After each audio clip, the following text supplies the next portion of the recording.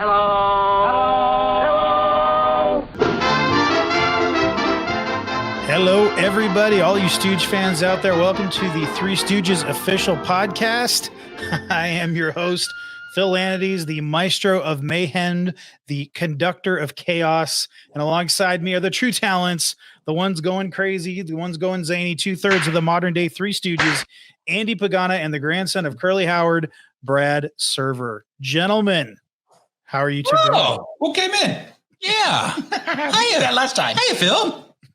I think we're going to do that every time. I love that. You guys doing good? Yeah, certainly. Doing great. Can't wait to start blapping. I am excited about this. So on today's show, we're going to do something a little bit different. We're going to get a little bit personal, and we're going to share kind of our Stooge origin stories, if you will. And as you might imagine, out of the three of us, there's only one of us that is actually directly related to the Three Stooges, although we all consider ourselves to be part of the family. So we feel like, hey, Brad's going to bring this on home, but Andy and I also, we think we have interesting stories too. So we're going to go through those and kind of share how we became, Three Stooges fans. And then especially with you two, how you got so involved with the Stooges brand and the legacy and all of that. So this is going to be interactive. It's not just going to be us sharing our stories, but we're going to ask each other questions and, we're just going to interact. So if you guys are ready, let's get to it. Let's go. Let's do it. All right. So I'm going to kick things off. So, as with many from the baby boomer generation, my dad grew up a Stooges fan. He told me, I was talking about this with him recently, and he used to watch the Stooges every day after school. And I'm sure that is the story of many from that generation.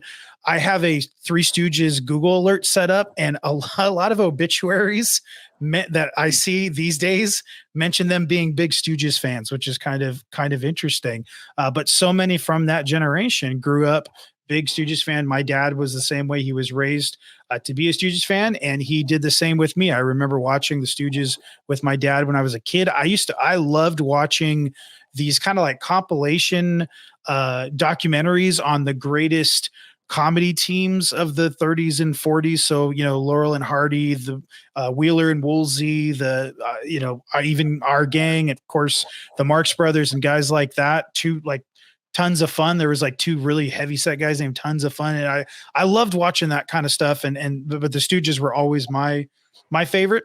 Back in 2015, I got into podcasting, and I had a podcast called History Personified, and I reached out to C3 Entertainment, and I was put in touch with with Eric Lamond, the father of Don and Kurt Lamond, and Eric was obviously Larry Fine's grandson. And I got to do a 2-part episode with him on Larry, and it was awesome. It was such an honor, and it was so much fun. And I had a great time with that. And then a year or so later, C3 reached out to me and asked me to interview Joan, Mo's daughter. And I was only supposed to have about 10 minutes with her, but it was going so well. And she was still at 90, sharp as a tack. And we ended up doing 20 minutes, and it was a great time. Andy has an internal intense hatred for me because I cannot find those files. I'm still looking for them. Yeah, he's trying to poke me in the eyes and slap me across the face through the camera right now, and it's well deserved. But yeah, I'm still looking for them. So we need that. We need that footage. We need that audio recording. Yeah, I'm gonna look for it. I'm actually starting to work. I'm starting to worry that I actually recorded them on my work laptop, and I don't work for that company anymore. So, but we still have some hope. I still have a couple more laptops to go through. Yeah, just give it to Brad. I did. All right. Yeah. He'll give it to you when he sees you. Yeah, exactly. All right. So fast forward to the current time. I admit my fandom has kind of waxed hot and cold over the years at times, but I've always considered myself a fan. And at the end of 2022, I finally got to visit the Stoogium outside of Philadelphia. And I loved it, other than the fact that I couldn't take pictures. I loved it. I loved sitting in the theater, watching some of the shorts, and it was so amazing and so incredible. And hearing like the conversations from other fans, it just kind of reignited it in me. And I had recently begun showing Stooges shorts to my kids, and to see my kids laugh as hard as they laugh and demand that I play Restless Nights like over and over again. And they pick the same like 3 shorts. And I'm like, hey, there's like 190 of them. We could go in these other directions, but they just love the same ones over, but to see them laugh as hard as they do and then try to imitate and all that, it really kind of reignited a passion in me. And I've got to thinking about, hey, is there like a Three Stooges podcast out there? And I started looking, and there were a couple. Most of them were dormant. There's one or two that are still going, but it's like no one's really doing, the way that I would want to do it. And so reached out and got connected, got to meet you fine gentlemen. And then we, and yeah, I know people keep coming in the room, and here we are today, but just an awesome experience to be able to become part of this. And so I'm really excited. So that's my story in a nutshell, how I became a Stooges fan. Andy, I would love to hear your story, especially because of your background as an actor, a writer, a director. I know you've been making films since your high school days, and just your passion. But I mean, obviously, like if fans that are listening in and you're not seeing the footage right or seeing the film right now, Andy has created the artwork that is all around us, including that one of Shemp where it looks like a candelabra is picking his nose, which I'm sure is very strategically placed. Yeah. But Andy, I would love to hear about your, how did you become a Stooges fan and to be able to create from films to short films to, podcasts to, actual drawing and painting? Like how did you get into this? So my Stooge life goes back almost as far as I can remember. And I got in by way of my grandfather, who was a huge fan of the Three Stooges and just classic comedy. And I remember, I think it was my second oldest memory, and I had to be 5. And I was at my grandparents' house, and it was a Sunday afternoon, and they used to run Abbott and Costello every Sunday on WPIX. They would run a movie. And I still remember this because it was such an amazing, life-changing moment where they grabbed Lou Costello. It was a movie called Hit the Ice, and he's on ice skates. And they grab Lou Costello and snap the whip, and they're whipping him around the ice, and he flies across the ice and crashes into a fence. And I found it to be the funniest thing I had ever seen up until that moment. And I just started cracking up, and I was like, what is this? Right. And my grandfather was like, oh, if you like that, I got a lot of stuff to show you. And he introduced me to Laurel and Hardy and Abbott and Costello movies and the Three Stooges. And funny enough, I remember the first time I saw Laurel and Hardy and the Honeymooners and Abbott and Costello. I don't remember the first time I saw the Stooges. I don't remember which one it was. I don't remember where I was. I'm sure I saw it with my grandfather. But I don't remember that, right? But I know I was like instantly in love with the guys, and they were so funny to me. And of course I took to Curly. He was just my hero, and I impersonated him in school. And I remember going to school and drawing pictures of Shemp, going, can you tell who this is? And everybody's, in 3rd grade, it like, who's Shemp?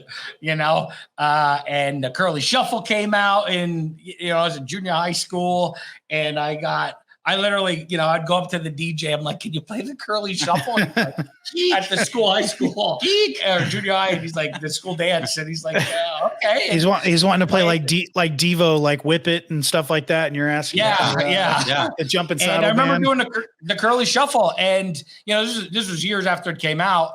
And I did the whole dance on my own, and I had the whole school around me just clapping. Oh, wow. They cheered me out. They carried me out on their shoulders when I was done. But I just, the Stooges were just a huge part of my childhood. And I had, my coffee mug, and I would drink coffee with my grandfather, and my T-shirts, and that would just last forever. I went to the Stooge convention. I believe it was 1987. I went to my first Stooge convention. I had my dad drive me and my buddy out to Philadelphia to see that. And I, bought like whatever little Stooge merchandise I could get. And I remember buying the little $8 Three Stooges curly flicker ring at an antique antique shop. Yeah. I showed that. That's awesome. And and all this stuff I still have. They were just a big part. I just love to collect them. I love to watch them. I love to impersonate them. I love to play them. And, Yeah, I'm a filmmaker, and one of my oldest movies, I had to be 12. It's one of the very first things I ever shot, and I was a skinny kid, but I shaved my head just to be curly, and I did that quite frequently when I was young. I would shave my head just so I could be like Curly. And I did a little spoof of Jaws called Paws. And it was instead of a shark, it was a little dog that would like terrorize a little house. And of course, the Three Stooges, who, came into, to save the day. And me and my buddy, Michael Lee, who he was a Chinese kid who actually kind of had Mo's haircut naturally. And my other friend, Chad Sosa, who had curly, he was Puerto Rican. He had this like curly hair, and was kind of Larry-ish, and Michael was kind of Mo-ish, and I shaved my head and I was curly. And, we made our first little Three Stooges movie, and they just never left me. They never left me. And even when I stopped watching them, because I feel like at some point they probably fell off in my daily, weekly, or even monthly watching of the Stooges, they kind of always stuck with me. And, I saw in my VHS tapes that I had gotten, there was usually like only three or four on the collection. There was probably $80 a tape or something. So I never had much other than what I could tape off the TV, but I seemed to somehow have them all memorized. I'd watched them so many times. And, as I went on and went to film school, they never quite left. There's always some kind of influence in either my life or my work. And then it wasn't until I started my own company and I came out to LA, and there was the Three Stooges Festival at the Alex Theater, right? That they do every year. And, me and my friends would go every the Thanksgiving weekend. And I found out through a buddy of mine that they were casting for Curly for the new Three Stooges movie. And this was probably 2012. And I had some business partners at the time. And I said, guys, I want to go after this. I think I'm like made for this. I've been literally acting as Curly in my daily life. Right. Awesome. I would just kind of run around. Yeah. And so I shaved my head and I shot like a 90-second, audition that I just put online. And within a half hour, I don't even know how it got to the casting agent, but somebody sent it over, and I put it on YouTube. And within a half hour, I got a call, and this was on like a Tuesday. And they said, "Hey, can you come in Friday and audition for us for Curly?" Wow. And I was like, yeah, that had to be crazy though. The feeling that's awesome. To get that call and for you to play Curly. Yeah. I mean, as a positive to like sink your stomach, just like wow. Yeah. Because I had probably been on 2 auditions my whole life. Oh yeah, you kidding? I know. And the fact that there's actually a possibility that I could get cast as Curly. Amazing. Right? Yeah. Yeah. And so I took the week off and I bought all they were out on DVD, and I bought all the DVDs. I probably had half of them at the point. Right. And I ended up just buying the rest. And I took off work and I stayed home and I watched every one over and over and over on repeat. And everything Curly did, I just mimicked, and I just stood up there and I feel like I had it. And so I go into the audition, and at this point, Mike Cerrone, who wrote the Three Stooges movie, and me, myself, and Irene with the Farrelly brothers, had basically taken over casting. And I go in and I had bought my outfit that I use on my audition, and I walk in and I was looking like Curly, right? And I did my audition, and I didn't have any credits. So I had a guy who worked for me Photoshop my face as Curly in a picture with Mo and Larry. So they're pulling my ears. And so that was my headshot. I went in there with that as a headshot. And as my resume, I went in and I listed all the shorts that Curly was in as the Three Stooges. So I went in as Curly, and I just gave him my phone number. And you went full on method. You went like full on. Yeah, no, I went in as Curly. I mean, I went completely for it, and I did my audition. And Mike Cerrone was like, "This is amazing." He said, "You're easily in the top 3." Wow. He said, "I need you to do it again. Just slow it down." And I did it one more time, and he goes, "Okay, you're in the top 2. He says, but here's the problem. He said, we got to make a decision on Monday. This is Friday. He goes, where have you been? And I'm like, man, I just found out about this. I said, and, I've been studying curly my whole life. He goes, yeah, well, the guys we're looking at, he's like, he could get Curly down when Curly speaks in his normal voice. And so I did that, and I was just like, I was ready. He was like, man, you're really, really good. So he goes, I think you got a real shot at this. And then, come Monday, I didn't hear anything. And then it was like a couple of days later, it was really quickly after that, they announced Will Sasso. So obviously I didn't get the part, but then that audition stayed online. And when they were doing the Three Stooges live show, Chris Dermick, who was playing Mo, was looking for Curly, and they found me online. And they asked me to come join the live act. And that's how Chris ended up kind of hooking up with me and Brad. Cause I was like, we got to get Brad. I said, you got to get Curly's grandson in the show as himself. Right. And they were all gung ho for that. So we brought Brad in.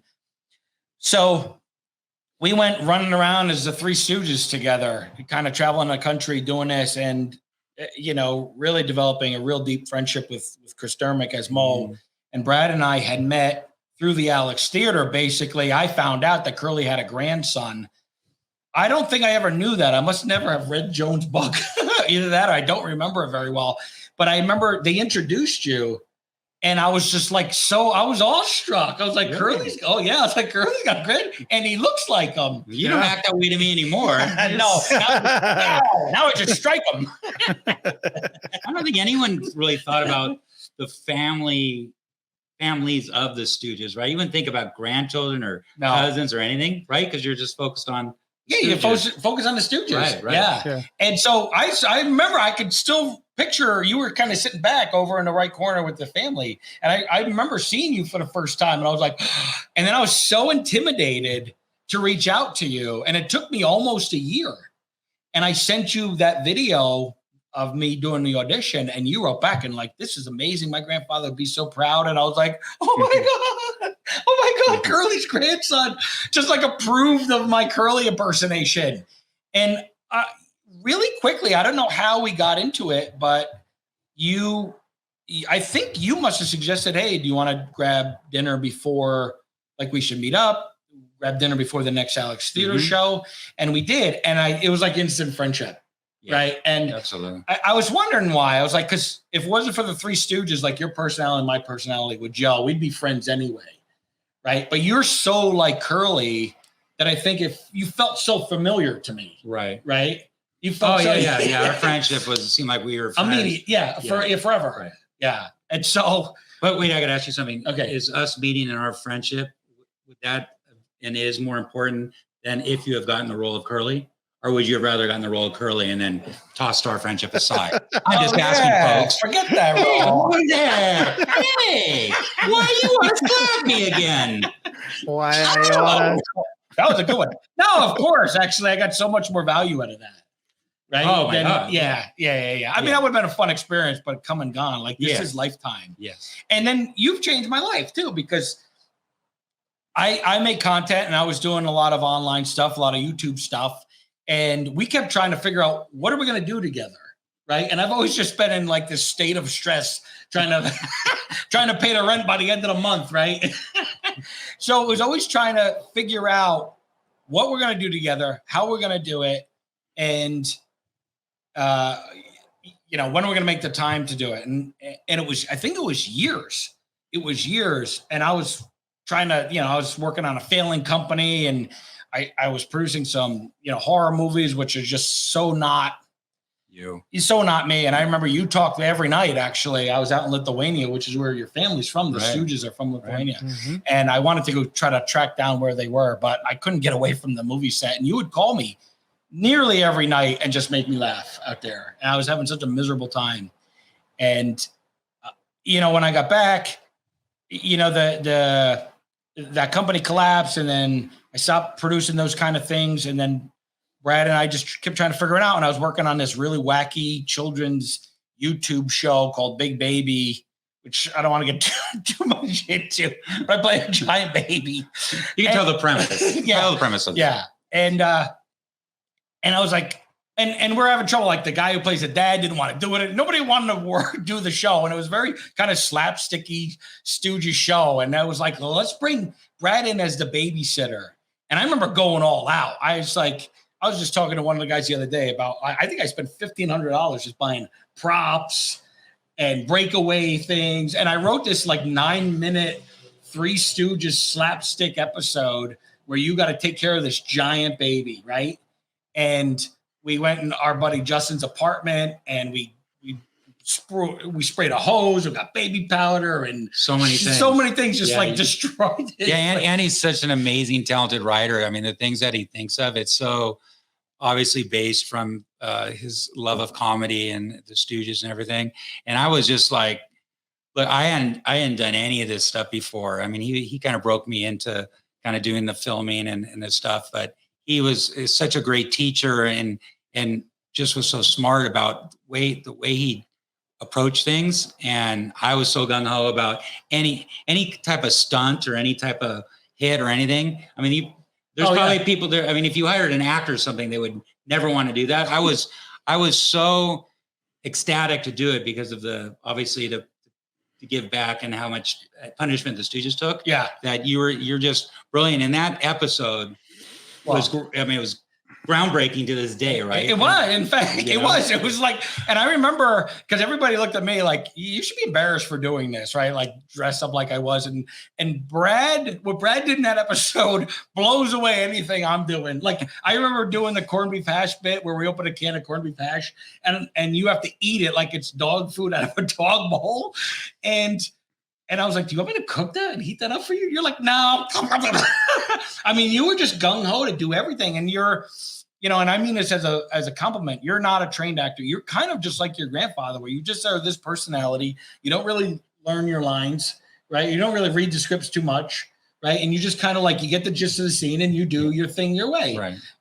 And sometimes I think I try to shove a little too much of, do it this way, do a little more this way into you, and try to get you to do certain things. And I realize that we just got to be a little more looser and let you be Curly G, which was a character that you came up with, right? Right. You're not Curly, you're Curly G, right? And it is your character in real life and on the screen is what Curly's grandson, what you would hire and cast as Curly's grandson, and that's kind of who you are naturally, which is not like who your brother is. Right, you would never think that about Darren. Correct. So then Brad and I just started, and that did well. I mean, we got like 5 million hits on that video really fast, and then YouTube killed it for some reason, and I don't know why. Right, and we could never figure it out. They were like, they basically said it was unsuitable for anyone under 21, and then they just deleted it. For some reason, it was like there's nothing. There was only one thing that it could have been. What? Remember, we had Pat Benatar's daughter on there. That was Hannah Geraldo. Yeah, quite the dame. Yeah, just like a looker. And she was wearing those Daisy Dukes, and I was wondering if that's what it was.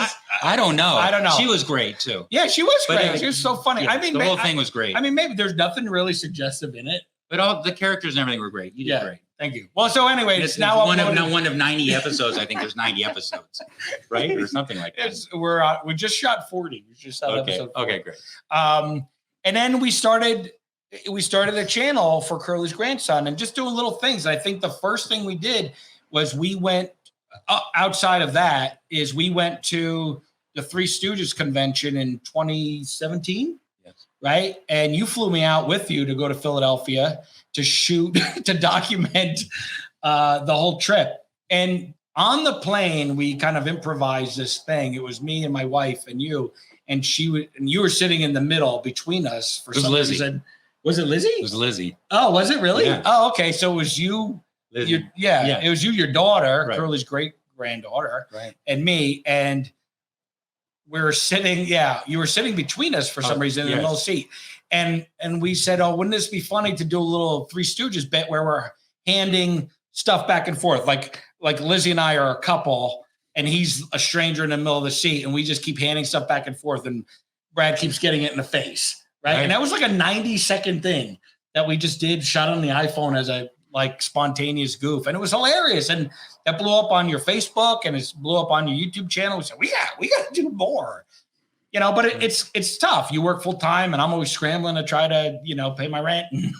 So we started to do, I don't even know how this came about. We started to just talk to the fans live, and we were doing 10, 20-minute little videos where we would just get up and do Stooge Talk live and talk to the fans for 20 minutes about whatever was happening in the Stooge land that week, which is crazy, but there's a lot to talk about. It does seem like every week there's a new topic you could, talk about, and new book, new movie, new toy coming out, somebody passed away, just like Redeker, Quinn Redeker just a couple weeks ago. So there's always something. And this thing started blowing up really big, and we went from doing, 10, 20-minute live videos with fans to we've done over 2 hours now, and they're still going. And they're so engaging. They're engaged. And not only they engage with the stories and what we're doing and the memorabilia that we're showing, but they're engaging with each other as fans, talking to each other, because we're busy blabbing and stuff. We can't see everything. So it's like a community. Right. So yeah, it's a big community. Right. And in me there again, I'm really good at getting slapped, but not real good at learning lines and the rest of it.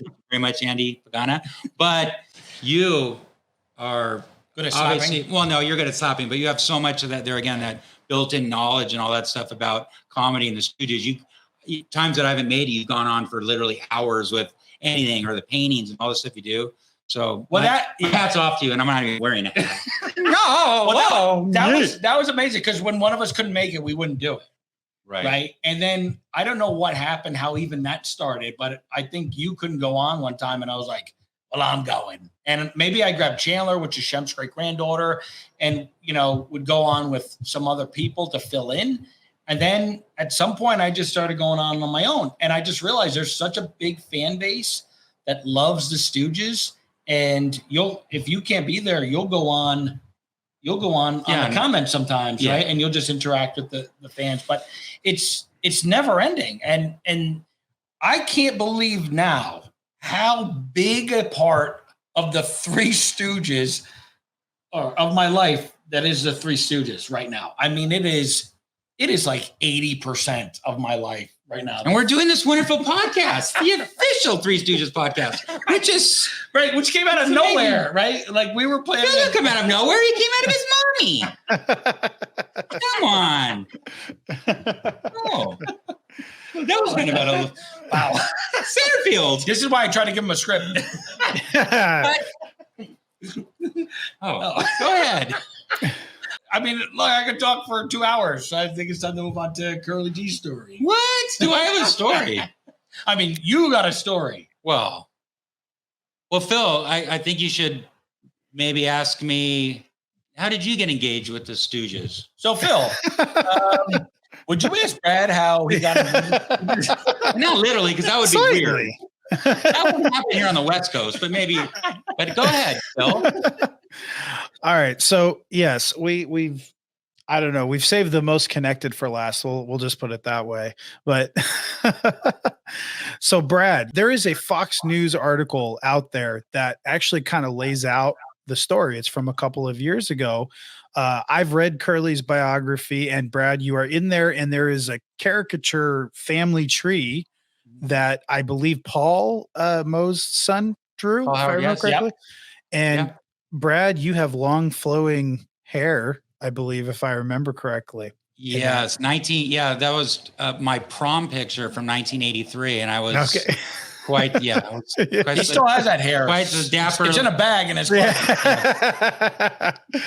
But I have to sell that wig someday for some money. This ain't paying off. But you're mentioning in there a little bit your brother. I'm sure that he's got some bragging rights over there, because he's actually mentioned a lot more than you are in that in the book in terms of his music and artistic talent. And I'm sitting there reading that, going, "Well, what about Brad?" Because I know Brad's very, very talented. Well, they need to update that book. Yeah, that's right. That's right. That's right. Well, that's right. Yeah, and my sister's in it as well. But that's not where the story begins. Yeah. So let's hear. How did you find out? Yeah. Well, I mean, most people would find out because, unfortunately, Curly died in 1952. I was born in 1965, the youngest of my siblings. I have a sister named Andrea. I was born in 65. She was born in 63. And my older brother, Darren, was born in 1960. So unfortunately, we never got to meet our grandfather. And so that would be normally where we'd be talking about where the story started. But even that would seem a little common. And my story is so uncommon. And maybe it's a typical Hollywood type story as it carries on. But I, just like Andy, just like you, Phil, just like most of the audience, I rushed home every day to watch Channel 52, which was in Los Angeles, UHF, rabbit ears. Wow. Fans out there don't know what those are, those little silver things. Yeah. But we would rush home, and we'd have to do our homework first, but we'd rush home, do our homework or pretend to do our homework and watch Channel 52. And our favorite shows would be on. So we had Speed Racer, Kimba the White Lion, the Little Rascals, and the Three Stooges. And the Three Stooges is what all of us wanted to come home and see. And my brother, he was, older than me, but he was there too. When we watched the Stooges, and we would just be at awe. And Curly was our hero. Curly was my favorite Stooge. And you had no idea. And I was just going to say, and you had no idea. You had no idea you were related to him. But that's why this is a good reason why we edit these type of things, because you have to let me build and tell the story. Oh, sorry. But yeah. So anyway, yeah. This is why I give you a script. Yeah. No, this isn't me. You guys are off script right now. So anyways, we would watch the Stooges and be at awe, and just, that was our hero. Curly was my brother and I's hero. And we loved Shemp second, and Mo was our third favorite. And then there was Larry. And then, of course, which I have a different perspective now, but the other Curlys, Joe Besser and Joe Dorita, I could care less about. They weren't Curly Howard. And you would obviously think that being the grandson of Curly Howard, of course you would think that way. But this was an unbiased opinion. I was 6 years old and had no idea that Curly Howard was my grandfather. My grandmother had remarried 2 years after she was married with Curly. And of course, my mother was 14 when Curly passed away. And this great man, which was Moses Diamond, actually adopted my mother. And then that became our only grandfather that we knew. We weren't told about Curly. So you had a Grandpa Mo and a Grandpa Curly. Yeah, and if my grandmother would have married a guy named Larry, I would have been Grandpa's, Three Stooges, Larry, Mo, and Curly. But that didn't happen, thank gosh. So amazingly enough, it was year after year. It was having the friends come over. It was being a Stooge fan, loving the TV shows of that era were just amazing, right? And it was one day where my grandmother, Elaine Ackerman, she actually was Curly's third wife, and my mother was Curly's first daughter. It was that evening where my grandmother took my brother at the age of 11 to see his first Broadway show, Fiddler on the Roof, in Century City. Zero Mostel was playing. Wow. Yeah, that's the guy, awesome. Main guy. So he had already was a self-taught piano player and loved using choirs and stuff, but he'd never seen a Broadway show. He saw this show and was completely amazed and at awe. The show was over.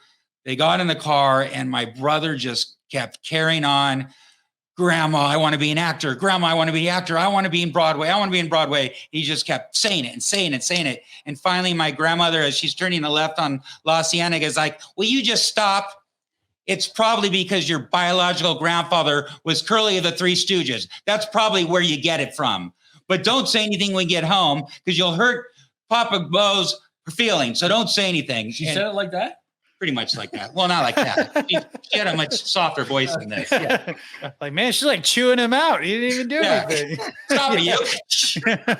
So, of course, there wasn't another word spoken on the ride home because my brother was. Was he like, Yes. I mean, he was in yeah. shock. I mean, Mind who would be in blown. shock? Grandma's a Mind blown. liar. Well, who knows? So he came home and he came upstairs and he told me, and I was just like, I didn't believe it either. No, Bradley, Curly's our grandfather. He's our real grandfather. And I didn't know any different. I thought Grandpa Moses was our grandfather. And it was just also strange. And especially when we're talking about like one of the most comedic geniuses of all time and one of our favorite people ever, a TV star, is our grandfather.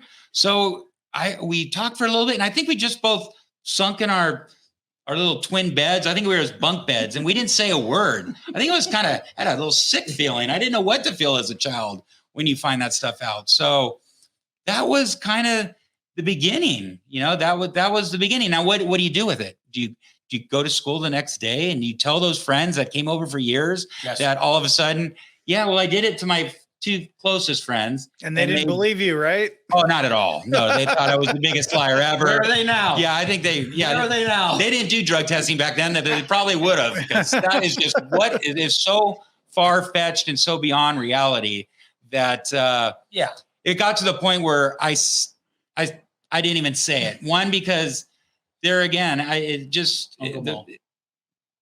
Grandpa Mo, and the fact that Grandma had said don't say anything, and we just, did you ask your grandmother about it, or you never even brought it up to her? I was young then. I don't even remember. I think I did a little bit, and I think still it was like this. Everything was hush hush, and you'll find out in my story that everything was just kind of like pushed back. You can't, don't, you can't, you won't. I mean, those are words that I heard most of my teenage life. Yeah. All the way till I was a 25, 30-year-old man. So anyways, that was kind of the experience finding out. And so we basically were trained, my brother, my sister, and I, not to really talk about it, because one, we had my grandmother that was remarried, and that was my mother's father for all sakes. And then my father had divorced my mom, and he didn't want to hear about Curly and that being my mom's dad. He wasn't interested either in hearing it. So we didn't talk about it at the house. And at that time, we weren't reaching out to any Three Stooge family. That didn't come till I was 35 years old, till I finally met Joan, which is crazy in itself. How did that happen? She had a family reunion and invited my mom, and my mom invited Darren and I and Andrea. And we met her, and we met Paul was there. And it was crazy. So do you have pictures from that? I do have pictures from that. How have you never shown that? I am so good looking back then. How have you never shown me those pictures? I don't know. That's insane. I had a unibrow. Yeah. So real quick, before you move forward though, in defense of your grandmother, beyond, her being remarried, Curly was married 4 times. He was not the world's greatest husband. He was only with your grandmother for a couple of years. And from the biography that Joan wrote, he was traveling for a lot of it. Curly had a lot of psychological, I don't know what to say issues, but based on what I've read in the book, Curly had a lot of issues, and that's coming from Joan. So, if you got a problem with it, you can take it up with Mo's daughter, but good luck with that. But so in defense of your grandmother, I don't think she had the greatest of experiences being married to Curly either. Yeah. I think that plays a part into it, is that, yes, they got married. I think there is an attraction. They were not soulmates by any means. And obviously he married, quite a few times. And I think, as we know of Curly's demeanor, he was a ladies' man. He did like to go out and whoop, whoop, whoop, whoop, and have a couple cigars and have some drinks. But then when the cameras were off and the people weren't around, he was a very shy and to himself kind of guy. Right. And so there was probably some darkness there that none of us really know about. Some of the relatives that we speak to now really know about, the insides of the man that made, it could have been I know I feel like that after getting slapped around for hours and hours. Imagine years and years and years. That has to give you some type of brain damage. I sense a lot of darkness with you. Yes. Yeah. So yeah, and there again, they didn't have probably the best marriage. And my Papa Mo, it was a tremendous man. He was, he adopted my mother when she was 14 right off the bat. He was a giving man. He was a great grandfather. He really was a terrific guy. So, but he wasn't funny at all. Yeah, it's not all about being funny. Sometimes you have to be like Schwartzy, just kind of be there. Oh, hi, Schwartzy. Yeah. So growing up, it was basically being Curly's grandson was not even mentioned, and then you get so trained about not talking about it that really became something that I didn't talk about. People always knew that there was something a little different about me and something very special. I was obviously, just like my brother, we were gifted at a very young age. And these were all happening before we found out that we were part of the Stooges kin.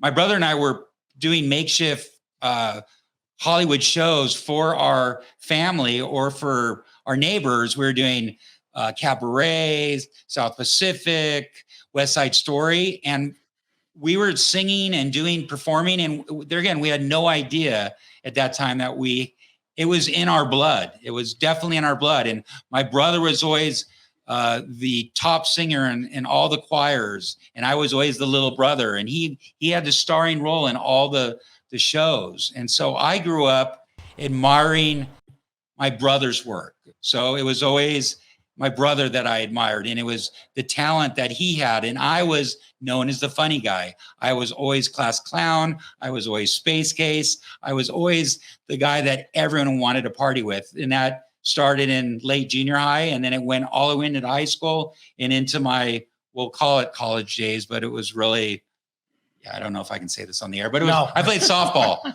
Let's say I majored in softball because I was a great athlete. So when did you start to embrace it? And when did you start letting people know and actually let your inner Curly come out?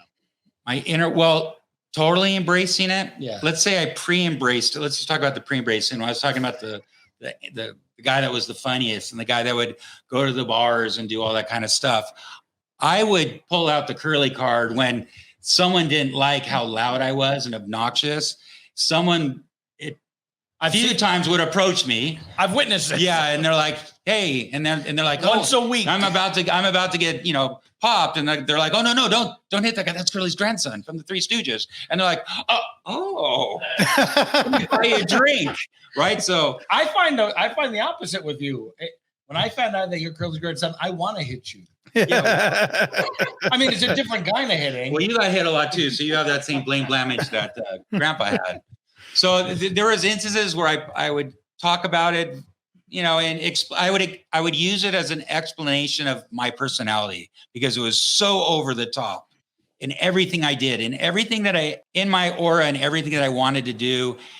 Just as a person, this isn't as acting or anything. I always wanted to get a reaction from people. So even if I was doing crazy things as a kid, if my brother had a party, I would wait till they all gathered up and then I'd be up on the hill with a hose and soak them all and just see them scramble. And that kind of stuff was happening when I went to high school. I would be the one that jumped, off the roof or jumped into the pools or drank the most or did whatever. That's everything I wanted was the attention just to get that shock factor. So that's kind of, I would talk about being Curly's grandson to explain my lameness or what your lame brainness. Yes, exactly. My lame brainness. Were you ever arrested? Not for being a knucklehead. I will let that go. Yeah. What would your grandmother think about what you're doing now? Like you fully embrace. I mean, this is a big part of what you're doing right now. Yeah. No, I mean, not only I think my grandmother, obviously, and I think Curly and my mother, who's, God bless her, she's still here. Yeah. She's 83 and gorgeous. And she sees the stuff that we're doing and she embraces it. And she's very proud of me. She's proud of us. She still loves the legacy there again. Like my grandmother, it's kind of in the back seat. It's not really, wasn't a big part of her life. Well, there must've been some emotional hurt with her marriage falling part. I mean, for your grandmother to divorce him, because from what I understand, it was her choice. I mean, that Right. in those days, that's not easy. That was uncommon. No. Too. Yeah, very uncommon. No. And obviously, Curly was a gentleman like me, because in those days, the men would say, the hell you are, right? Right. You ain't getting no Oh, divorce. yeah, right. Yeah. Yeah, there'd be, And so Chandler's grandmother, who was Shemp's daughter-in-law, knew your grandmother pretty well, right? Yes. They were all friends. So they were friends and they connected. They connected, but after my mom started getting older, and then with Papa Mo, there was just a disconnect. And there was never talk about the Stooges, like I said, from whether it was grade school up to junior high. It was in high school. I think it was 1983. There was a lawsuit going on. There was some litigation going on. And I know that if anything, people had something to ask. They always asked, wait a second, you're the grandson of Curly Howard and you drive that little piece of crap car, or you have the smallest lunch in the lunchbox, or you have this. And I didn't know why. I knew nothing about, the rights of the Stooges or what happened in that, because no one ever talked about it. Well, and not only do you not have the rights, you really don't have anything personal. Well, right? yeah, A couple photographs. a couple of photographs, but it even stems when we were talking about, you can't, forbidden rights, right? Don't talk about it. Don't do this. My mother, because there was litigation and stuff going on, I remember specifically in my high school years, like I said, I was crazy. I wanted to do anything. I was willing to do anything in front of a camera to get the attention. And I would tell my mom, I'm going to go do this or this. And she's like, you will not do that. You can't act like a Stooge. You can't act like Curly. You can't do this. I'm like, Mom, I'm not acting like Curly. I'm just being myself. She goes, yeah, I'm not acting like Curly. Mom, that's not Curly. That's him. But it was just like, so she just said no. And I had so much, and I do still have so much respect for my mom. I was a mama's boy. So I'm like, okay, I won't do it. So it just was instilled with me just not to bring out my inner Stooge at this time. It just wasn't there. People knew I was a great talker. I was a great salesman. I'm a romantic. I'm great looking. I got all this stuff going for me. And none of it had to do with being Curly's grandson. I'm obviously a little blind too. A mirror lied. So, but it really, going to Joan's house when I was 35, that caught my interest. I mean, I'm meeting. She was my second cousin, let's say, or my cousin. She was older than me, obviously. She's your mom's cousin. Yeah, so, right? So second cousin. So anyway, yeah. She's a but I felt of her as an aunt because she was older. So like great aunt. Always looked at her that way. And she was so charming. She was so engaging and so sweet and nice. And she had the best Stooges memorabilia in this room that I remember seeing and stuff. And I had never had any of that stuff. And I had never really seen it, touched it, really looked at it and really thought about it. And I was just like, I was sad a little bit, but then I was like, wow, this is great. So you have a son and you have a daughter and there's other family. And so I was getting bits and pieces and trying to piece back together what had been missing in my life, which was actually being part of the Stooge family. It really started clicking, and where I found my place in this whole Stooge land that we're in, Stoogeville, is when I started going to the Stooge fan clubs in Pennsylvania, where Gary Lassen was putting on the Three Stooge fan club, and going to the Stoogium, which is obviously the biggest Three Stooges museum in the world. It's amazing. And I went there again as my brother being the entertainer. I mean, he is the cat's meow of musical directors. He's been in movies. He's an actor, a singer. He was in 42nd Street that toured the US. I mean, he's so brilliant. I went there. That was kind of my whole life. Like I told you, from choirs to this, just at all. My brother, he took the lead. He was the one. And I kind of just was the little brother that was going to the first Stooge convention. And I went there for the first time. I met these people. They're so brilliant. I mean, the writers and the people behind the Stooge fan letter, those are the people that are putting on this convention, and they're brilliant, and they're so nice, and they were so sweet to us. But it really was the fans. It was signing autographs. I had my daughter Lizzie there.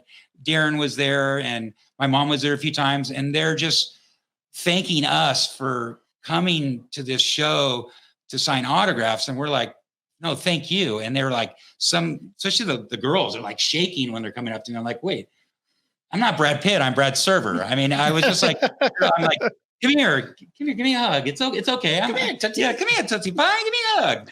So I started really feeling that connection with the fans. And each time I go, I felt a little closer to the Stooges.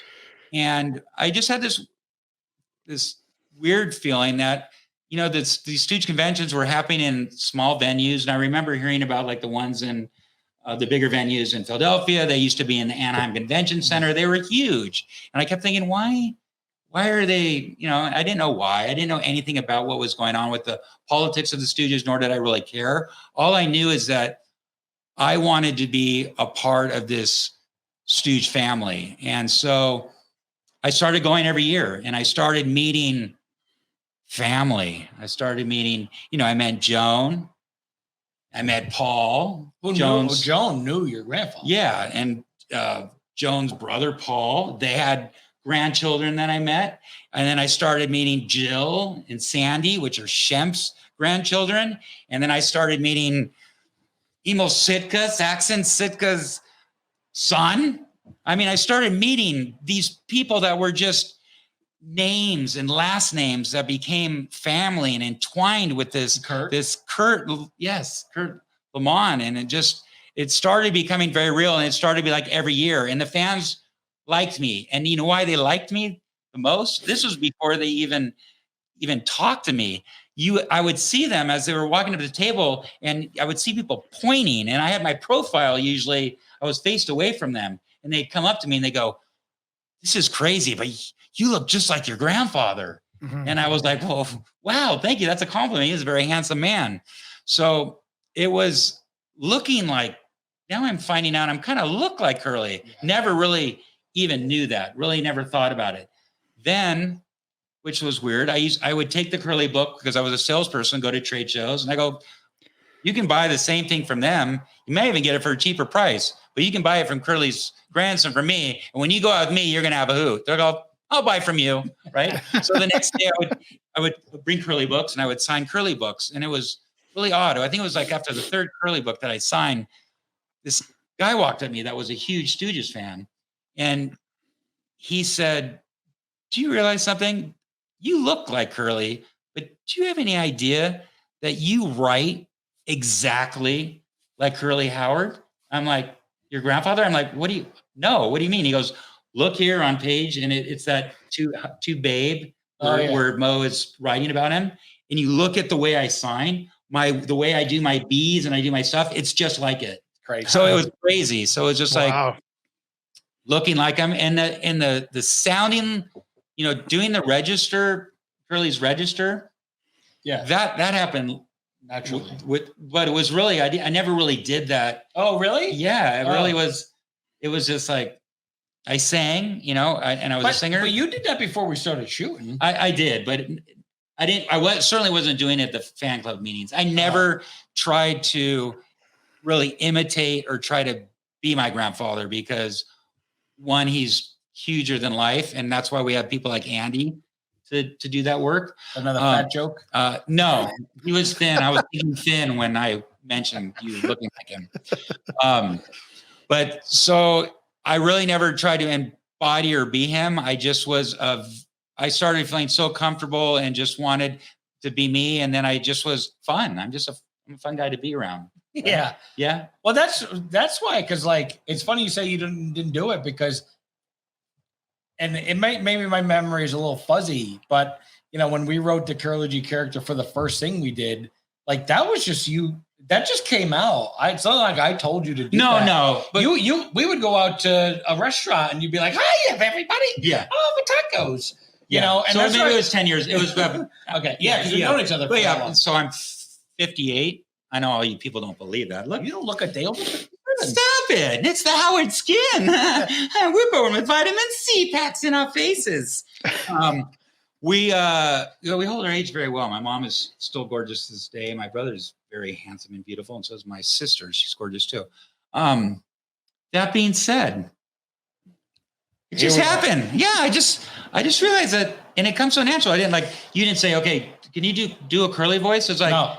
I think I did it. Huh? I'm like, huh? Oh, yeah, laddie. Because I like to hum to songs. I love music, right? So I'd hum to the radio. And you had the name Curly G, I think, before I met you, right? Yes. And the G stands for grandson. Right. Well, and then when people, as I got older and people found out, they all said, even people that didn't know, they're like, dude, you need to get out of this office. You need to be on TV. You need to be doing movies. You're a star. It doesn't matter who your grandfather are. There's just something about you, right? Yeah. So then I started to just kind of playing around with, Curly G. I got my license plate that said Curly G, and I just started going with it. And it's been a ride. And then meeting Andy there again is kind of where, things left just, sounding like him and embracing with the family and going to the fan club meetings that kind of halted. We did go to the one, but they kind of stopped for a while. Was meeting Andy and starting to bring out the comedic parts of me that I didn't even really know. I knew I was funny, but I didn't know that I could actually do it in front of a camera. I knew I loved the camera. Right. Wherever the camera was, I loved being in front of the camera. But your friendship was so natural, and we basically had the same interests. He knew everything about my grandfather and my family, and I knew nothing. He had everything that represented my grandfather, and I have nothing. But when we're together, it's as though I have all those traits now. I have everything because we're one and the same. Yeah. And I think Andy's extremely talented. Look, I get hit a lot. I have my moments, but I think Andy brings out the best in me. And he's challenged me not only with the videos we do, he's gotten me opportunities in full-length movies. And I had a couple movies that I was in, and actually I never thought I would do that. And you gave me the fruition to go do it. You got me the opportunities. I did it. I actually did really well, and I loved it. Well, and also then you did the live show. Well, which is not easy, right? To go up and do. Well, that was. And you weren't Curly G. I mean, you played that for part of it, but you were playing a bailiff and I was going to be a stage actor. Yeah. And the biggest difference, obviously, is when you're filming a movie. I mean, obviously, you don't get too many chances to get it right. Otherwise, they're going to kick you out. But you're reading a script, and it's cut with live performances, with live shows.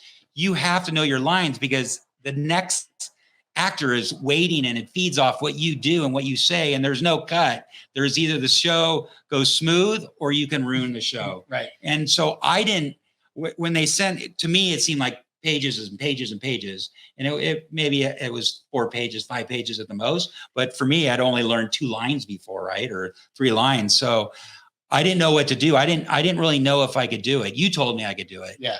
And I needed my brother more than anything to convince me, because he was doing dialogues and shows where we're talking about 60 pages, and he would sit there for hours over and over. And then there was no pages in front of him. I'd fall asleep and I'd wake up, and 3 hours later, he's rehearsing his lines. And I'm just like, I don't know how people are wired to do that. And I never thought I would ever be even wired to do what part was given to me. But my brother just kept saying, it's all about repetition.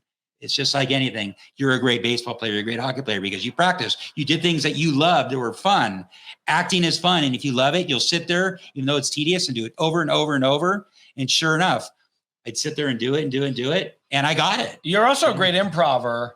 And my favorite is like you call up and you'll be like, I have an idea. And you throw out these like wacky ideas. And not only do they usually make me laugh, but I love the fact that you're sitting at your office or wherever you are, and you're coming up writing bits and writing commercials. And the way you pitched them, I wish I could just record our phone conversations because they're so funny.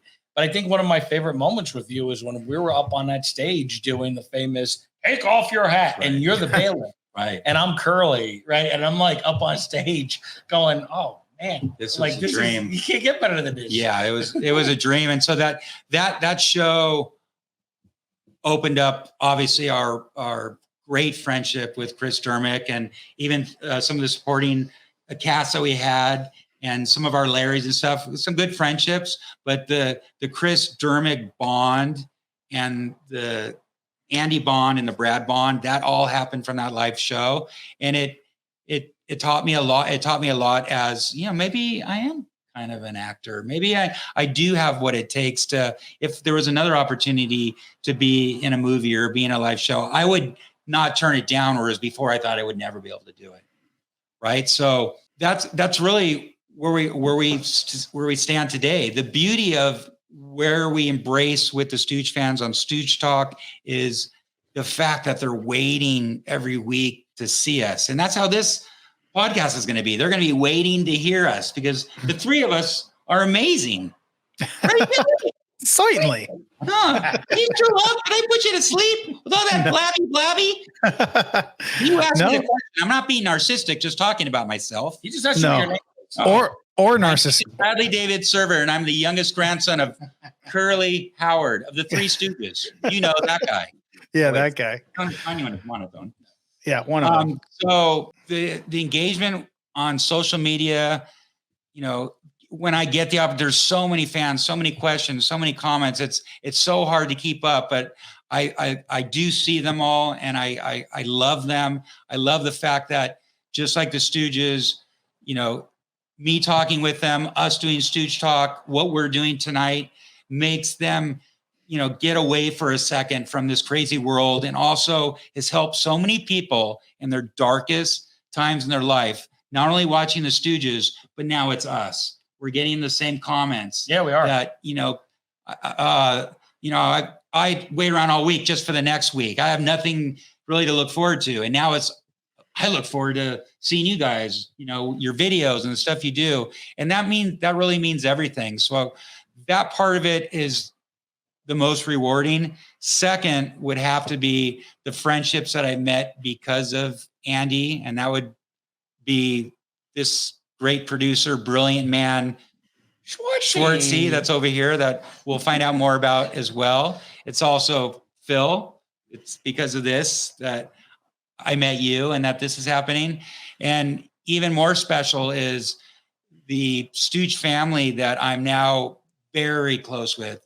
Chandler, especially, because not only does she live close here, she's a part of our clique. Yeah. You know, and Yeah. she's doing social media and she's doing her thing. We're doing our thing. She's such a great person, and her fiance Jordan is amazing. And then I have her mom, Sandy, and there's Jill, and then I got Saxon, and I have these Stooge relationships and these things going on with Kurt and stuff. So it's just been incredibly rewarding, and it's taken a while, right? The first 30 years of my life had really nothing to do with the Stooges. Now it's all about the Stooges. And I'm making up for lost time. Yeah, I couldn't be a luckier person in the world to have the Howard blood running through my veins, and it's an honor and a privilege. And I just want to thank the fans for loving the Stooges for so long. Which, by the way, we're going to sell by the quart some of Brad's. So just careful. Yeah, and I play Larry too in the Stooges. Careful. And I've had some of my real hair pulled out, so I will be selling follicles for $50 each. Oh, They will be in a nice tube, and there will be a little gift card that's signed. So you're going to get your money's worth. I have the feeling that we're gonna start getting some requests for Well, and I'm even willing to take it a step further if things don't really start panning out. Oh, I like Oh, no. Yeah, I'm no. thinking talked about this. Yeah, we need to really think about where the DNA really comes Oh, from. my God. And I think Oh, no. Stooges Just bringing stop. some Just Howard stop. children into this Just world. stop. If my wife's up for it, let's do it, folks. Not folks, ladies. Oh my God. This Sorry. has gone off the rails. Well, that's why you've got edit capabilities. Say, Jasper, what comes after 75? 76. That's a spirit. All right. Well, we're gonna bring this home because this is like I said, this has gone off the rails, and we've gone a full over an hour. We're at an hour and 5 minutes, so we're gonna bring this sucker home. So I want to say, don't forget to get your Stooges merch at shopknuckleheads.com. You can save 10% by using the savings code loyal10. I don't know. It sounds like we might have some Curly G specific quote unquote merch possibly available at shopknuckleheads.com in the future. I guess we'll have to wait and see. But you guys have both mentioned Stooge Talk Live. It's every Thursday. YouTube technology permitting, it's every Thursday. Yeah. It's a really great time. You can follow us on YouTube and Instagram at Curly's Grandson, and you can join our group on Facebook, Curly's Grandson's Corner. There's a lot of really great people to connect with in there. Great. So many passionate fans, just so many passionate fans. And you guys both said something there that, and we'll wrap up with this, but you know, I could be having a bad day or, you know, things, you know, just not going well or whatever it is. And we all have ups and downs in life, but I can just sit down and watch the Stooges and just forget about all that and just laugh. And I think that's the legacy, honestly. Like in a nutshell, that's really the legacy. And the fact that, you know, me and Andy, me especially to a lesser extent, but the fact that we all get to play some level of some part in all of that at this point and trying to propagate and promote that legacy, it really is an honor and it's really awesome. And I'm glad we're doing this, and I'm sure the fans are getting some out of it too. So, but until next time, Brad, Andy, that's you. No. Schwartzy. Until next time, this has been just an awesome time, and I'm looking forward to doing it again. So stay safe. We'll talk to you again soon.